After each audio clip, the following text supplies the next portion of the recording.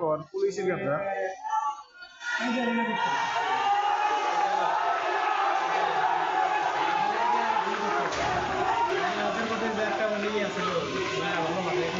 হারাই যাবো সবার জনগণের আস্থা উঠাই নিব এরা।